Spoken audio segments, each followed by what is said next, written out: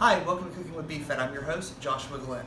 As the weather starts to warm up outside, we're all going to be wanting more bright and light foods. So today we're going to the Mediterranean and making Greek-style meatballs. Let's get started.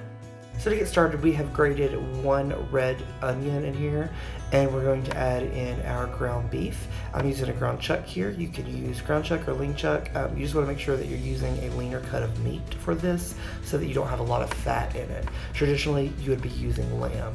And to that, we're going to add in our pork. I'm eventually going to add in all the meat that you see here, but I just wanted to kind of show you the amounts that you would be having.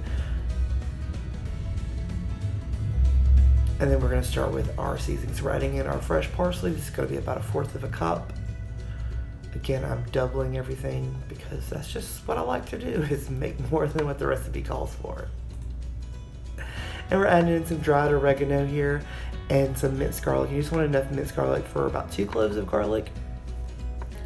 And then we're going to add in some mint. I did not put this in the recipe, but it's traditional for mint. Not a huge mint fan, so I just put in just a little bit. We're adding in our panko breadcrumbs and our crumbled feta, and I'm just making sure it's crumbled up pretty good. And we're just gonna start to mix this, and you're gonna give it a good mix and kind of get everything incorporated. Once you're sort of incorporated, we're going to add in our egg. And again, if you were following the recipe, you're only going to use 1 egg, but we are making doubles, so it will be 2 eggs. And remember, crack your egg in a separate bowl so you don't get any shells, and you make sure your egg is good. So we're just going to give that a really good mix, and then we're going to place it in the refrigerator for about 30 minutes to an hour, let the flavors meld, and let it be cold so it's easier for rolling and portioning out. So to get started on our tzatziki sauce, we're going to grate cucumbers. I'm using an English cucumber that I've sort of peeled, just to leave some of the peel on there. We want to get all the extra juice that we can out of this, so we're going to use our hands, God's utensils, and get the juice out of that. Alternatively, you can, if you want to, use your sieve and press down into it to squeeze any extra juice out, but I do find that using your hand is the easiest, or if you have a cheesecloth or a tea towel, you can squeeze it in there and get as much as you can out. So to do that, we're going to add in some minced garlic, and then about 1.5 cups of Greek yogurt. Plain Greek yogurt is what you want to use here.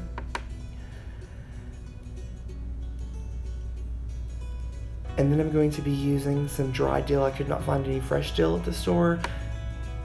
Fresh is preferable, but if you're at a pinch, use what you have on hand, and dried dill is what I had. So about 2 teaspoons if you're using dry. If you're using fresh, we're going to use about 2 tablespoons. Just make sure you get all of that in there. Then we're going to add in our 2 tablespoons of extra virgin olive oil, and you want to make sure this is extra virgin olive oil because it's better for tasting and finishing sauces. And then we're going to add in our lemon juice from a fresh squeezed lemon.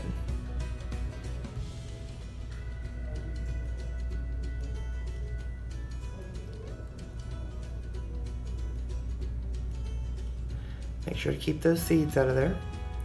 And then we're going to add in a little bit of kosher salt or sea salt, whatever you happen to have on hand. And we're going to give that a good mix. And then once we've got it really good and incorporated, we're going to throw it in the fridge until everything else is ready, just so those flavors can meld and start to develop with each other.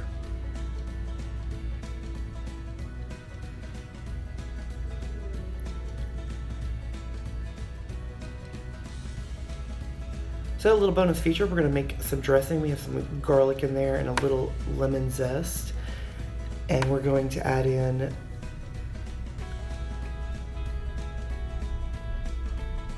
some garlic and some parsley. We're just going to rough chop that, some lemon juice. And again, we're using fresh squeezed lemon juice. I'm using a blender. You could totally, if you want to, use a food processor, or you could chop everything up really fine and just do it in a bowl. We're adding in some red wine vinegar.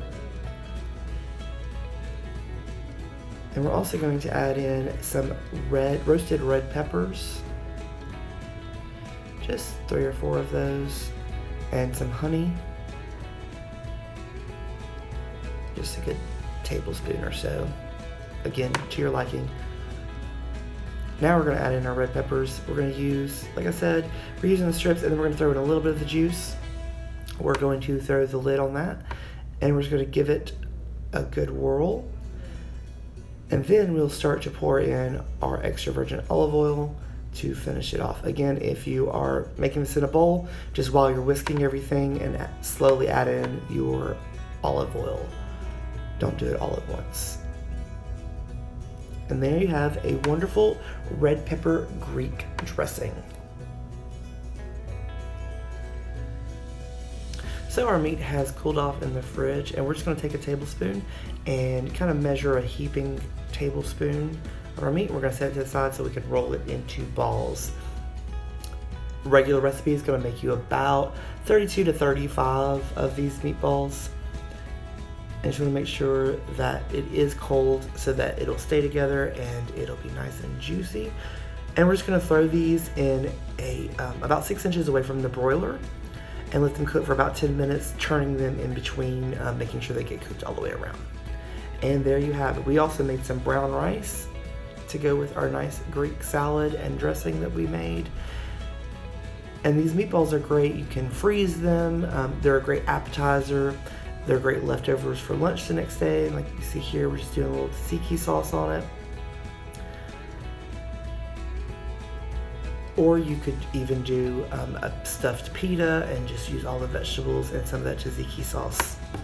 Thanks for tuning in. Remember to follow us on Facebook at Birmingham AIDS Outreach or our website at paobhm.org. Bye.